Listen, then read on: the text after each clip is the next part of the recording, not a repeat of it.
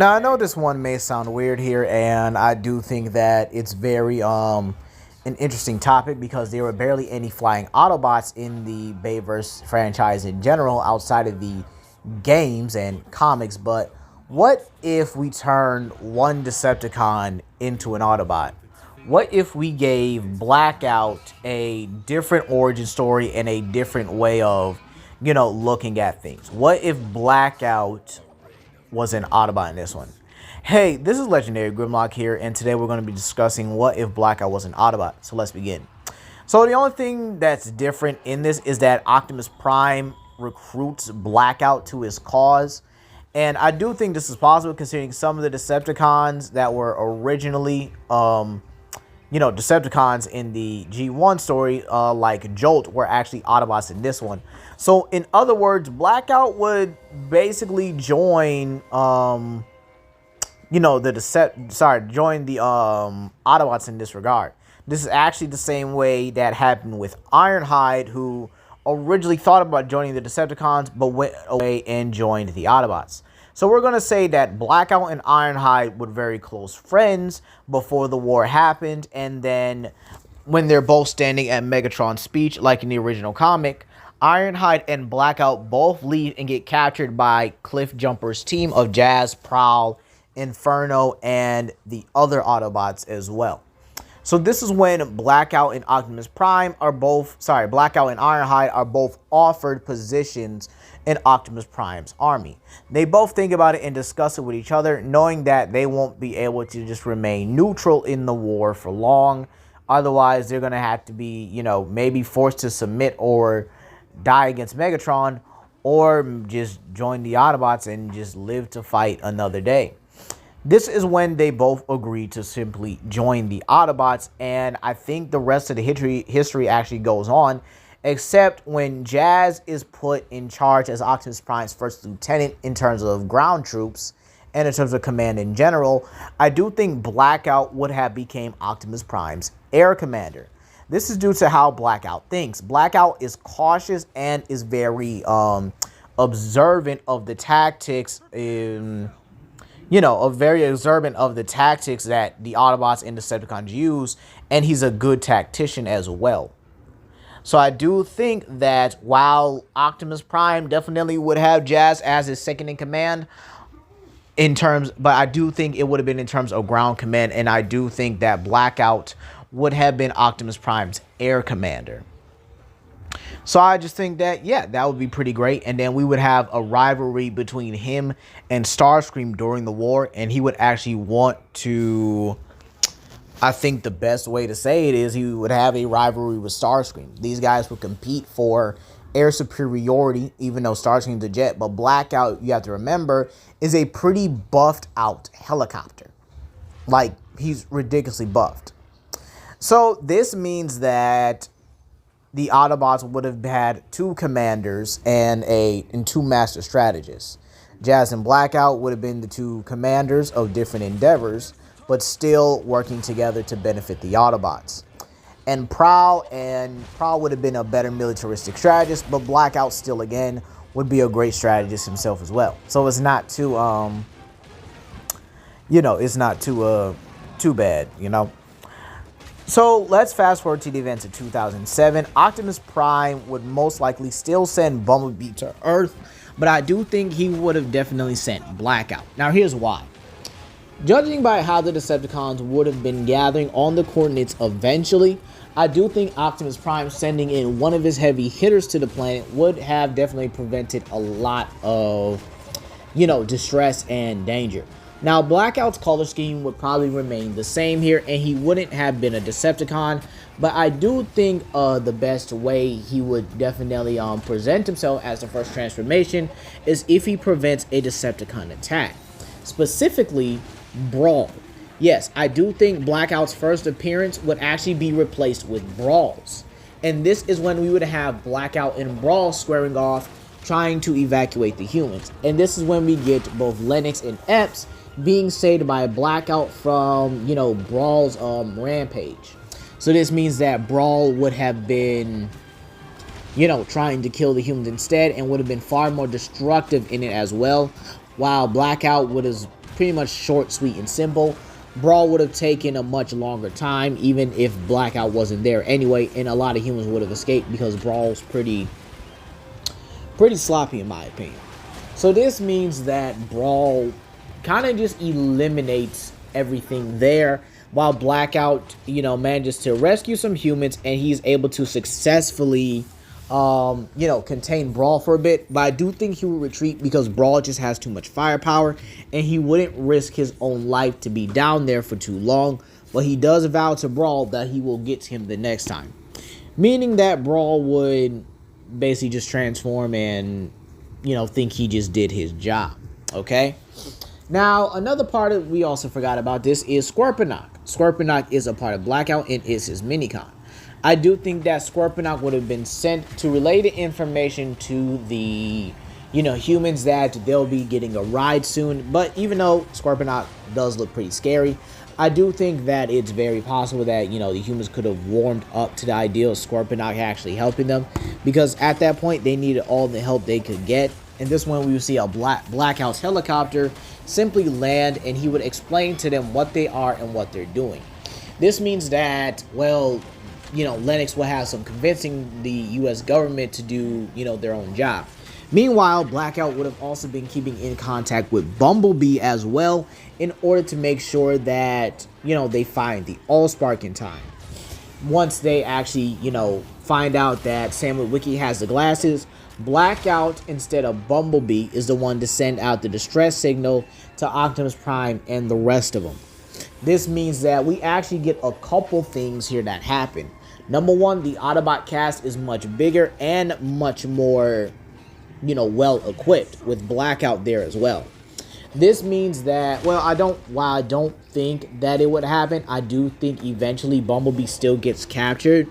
This is because they would have to obey Prime's orders on not to harm, I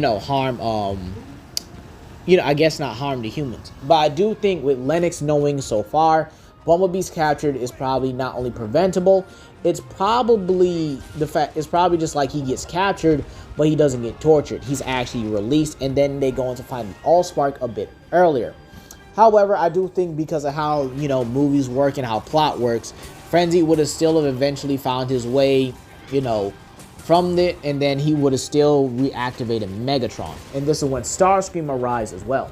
However, when I would have Blackout arrive to stop Starscream from freeing Megatron. Starscream would have shown up and then sent a signal to the rest of the Decepticons that he's found Megatron and now's the time to strike. So this means that the Decepticons would have been making their way to Mission City, well ahead of the Autobots. This is when Blackout and Starscream would still engage each other on the Hoover Dam, but once Megatron arrives, Blackout has no other choice to retreat, as he's not going to be able to fight two of the mightiest Decepticons by himself. So he retreats and he regroups with Optimus, informing him that Megatron has been released. Optimus would be, a bit down about it, but it is what it is. It is what it is. Megatron was released, and stuff happens. So they would have made their way to Mission City. Now, this is when a couple of things change here. I think Bone Crusher would have kept himself in line and not transformed. This is due to the fact that the Decepticons will have to be looking at this from a number standpoint. But, however, I do think they would have had another Decepticon come with them to Earth instead of Blackout. So this is where we're going to replace Blackout with Demolisher. Yeah, I think y'all know how this is about to go here. So imagine Demolisher, making his way on, to Mission City ahead of the Autobots. Yeah, he would take probably a different route, and considering there's construction, there's probably construction going on in the city, I do think it is fair to say that construction could still be, could still be happening. So construction could be happening in the city, and then Demolisher is informed by Starscream that the Autobots are on the way, so he starts to move and go into position. So this means that Bone Crusher keeps himself in line, and we're just going to add Demolisher just for added effect here. So once the Autobots reach new mission, Mission City, I do think this is when Bone Crusher starts to speed up and he transforms, only to be countered by Jazz. This is due to the fact that Jazz in Ghost of Yesterday was actually the one supposed to fight Bone Crusher in the city. And, long story short, he humiliates Bone Crusher, like, badly. But everything stops when Brawl and Demolisher arrive. Demolisher transforms and he's able to slam his hands on the ground, sending Bumblebee and the rest of the Autobots flying. But this is when Blackout arrives from the air and immediately engages with Demolisher here. Optimus Prime is in the city as well, so this means he and Optimus kind of just engage both Demolisher and Brawl respectively, with Blackout being able to get Demolisher away from the battlefield so that Ironhide and Ratchet can pretty much go toe-to-toe with whoever they need to. I would say Bumblebee fights against Barricade again in the city because originally Barricade was supposed to beat her, or more or less Barricade originally was supposed to fight and die by Optimus Prime, but I don't think that would be the smartest decision here at all. Now, would it? So we get Bumblebee versus Barricade, Jazz beating the absolute mess out of Bone Crusher. And yes, I'm being serious. If you read the Ghost of Yesterday, he beats the living daylights out of Bone Crusher. Like, badly.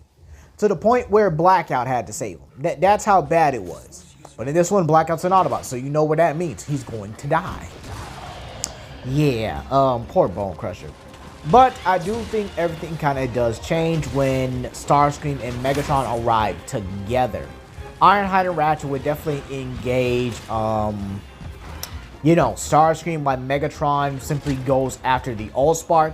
Seeing this and realizing that they kind of do need to divvy up their numbers, I do think that Jazz will be the first one to say that he has it, and he goes after Megatron. Because I think if we actually measure all these fights here in terms of who's going to beat who the fastest, the sheer fact that Jazz humiliates Bone Crusher in the Ghost of Yesterday novels actually cements that Jazz would have been done, the fastest here.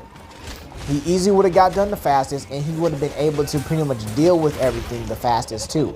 So this means we actually get to see Jazz go after Megatron personally, and isn't distracted by the fact that he had to kind of hold himself back because of the humans. So we actually get Jazz, trying to hold off Megatron the best he can and not being so hesitant around the humans, okay? I do think the humans would have probably been evacuated earlier because, again, military and Autobot relationships would have been strong enough to, where they would have been able to get everything done right away. I do think the soldiers would have been able to, get a good ground and being able to move as many civilians as possible. So this means that, Blackout and the rest of the Autobots can have their own, battle against the Decepticons. So Jazz goes ahead and does stall Megatron while Optimus Prime finishes off Brawl. Again, despite the fact that I do think Optimus Prime would definitely beat down Brawl, you got to remember, Brawl is a literal tank for a reason. Now, I know in my Jazz video of what a Jazz fought Bone Crusher earlier, instead of Optimus on the freeway, he would have survived. You guys understand what I mean, right? Optimus Prime's firepower would have been able to give them the win over Bone Crusher, but you got to remember, I added Demolisher here, so this makes it much more difficult. I do think that eventually Blackout would have been able to at least injure Demolisher to the point it pops off, and after hearing Jazz goes after Megatron, I do believe he would have went after Jazz himself here, and this is when I would have the iconic scene where Jazz and Megatron, they get into a good fight.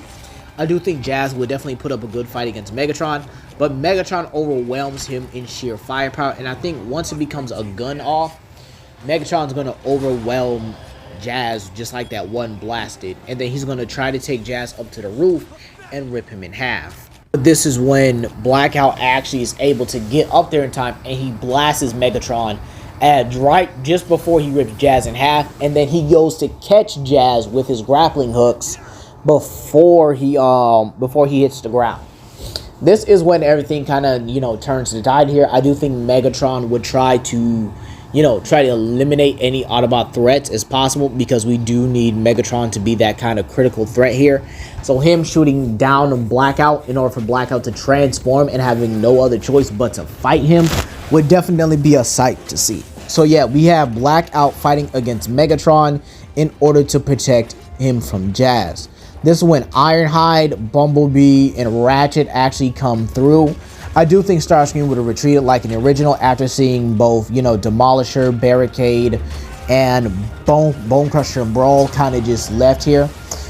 And this is when, you know, everyone kind of just, you know, they gang up on Megatron. And honestly, I do think with that kind of, you know, thing happening, this would have made the 2007 movie a lot easier.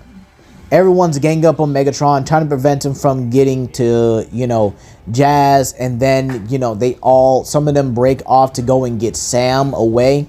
Let's say it's because, you know, Demolisher is able to get back up and put himself on his other wheel, the wheel that's not broken, and then he's going after Sam. This means that maybe 2 or 3 Autobots will have to break off. Let's say it's, you know, Bumblebee and Ironhide, while Optimus and Blackout go toe-to-toe with Megatron here. And Ratchet's out is fixing Jazz so that he can, you know, have a better chance of surviving. So, I think with that being said, and then the airstrike coming down, oh yeah, I do think Blackout definitely, holds his own.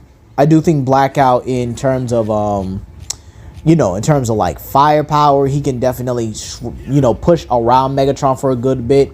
Adding Optimus Prime to that, they should be able to win it. But I would have to say it's very high diff as well. They would definitely be able to beat Megatron very high diff here.